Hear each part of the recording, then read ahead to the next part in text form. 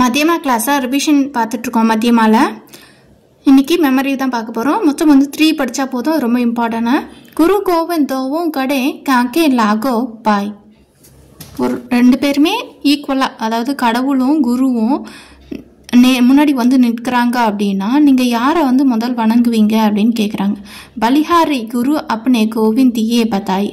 நான் குருவை தான் வணங்குவேன். ஏன்னா நமக்கு குருவை ஐடென்டிஃபை பண்ணதே யார், இவ தான் கடவுள் அப்படின்னு சொன்னதே குரு தான். ஸோ அப்போ நான் குருவை தான் வணங்குவேன் அப்படின்னு சொல்கிறாங்க.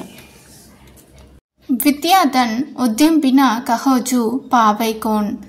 வித்தவுட் ஹார்ட் ஒர்க் பண்ணாமல் என்ன பண்ண முடியாது, நம்ம வெல்த்தாக இருக்க முடியாது. இதில் நாலேஜில் அதே மாதிரி பினா டுலாய் நாம் இலை ஜியோம் பங்கு கீப்பவுன். நம்ம ஒரு ஃபேனில் ஒரு காற்று வரணும் நம்மளுக்கு அப்படின்னா ஃபஸ்ட்டு என்ன பண்ணணும், அந்த ஃபேனை அசைக்கணும். ஜஸ்ட் ஃபேன் மாதிரி நம்ம அசைக்கணும்.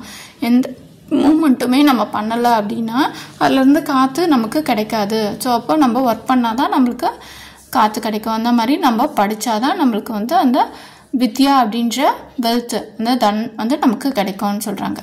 நெக்ஸ்ட் தேர்டு ஆவத் இ அர்ஷ் நஹி நைன் நஹி ஸ்னேக். நம்ம ஒரு வீட்டுக்கு அரைவ் பண்ணுறோம் அப்படின்னா அவங்கக்கிட்ட அவங்க ஃபேஸ்லேயும் ஐஸ்லேயும் ஹாப்பினஸ் இல்லை, அஃபெக்ஷன் இல்லை அப்படின்னா துளசி சொல்கிறாரு, துளசி தஹான் நான் ஜாயே கஞ்சன் பர்சே மேக். ஒரு வேளை அங்கே கோல்டன் ரெயின் வருது அவங்க வீட்டில் அப்படின்னா கூட, அந்த அளவுக்கு அவங்க வெல்த்தாக இருக்காங்க அப்படின்னா கூட அவங்க வீட்டுக்கு என்ன போகக்கூடாது அப்படின்னு துளசி அவங்க சொல்கிறாங்க. ஏன் அப்படின்னா துளசிதாஸ் அவர்கள் சொல்கிறாங்க, ஏன்னா எனக்கு அவங்களுக்கு நம்ம வர்றது பிடிக்கல இல்லையா, ஸோ அதனால் போகக்கூடாதுன்னு சொல்கிறாங்க. இது 3மே ரொம்ப இம்பார்ட்டன்ட். படிங்க. ரிவிஷன் கிளாஸ் தேவைப்படுறவங்க இந்த நம்பருக்கு வாட்ஸ்அப் பண்ணுங்கள். ரிவிஷன் கிளாஸில் ஜாயின் பண்ணிக்கோங்க.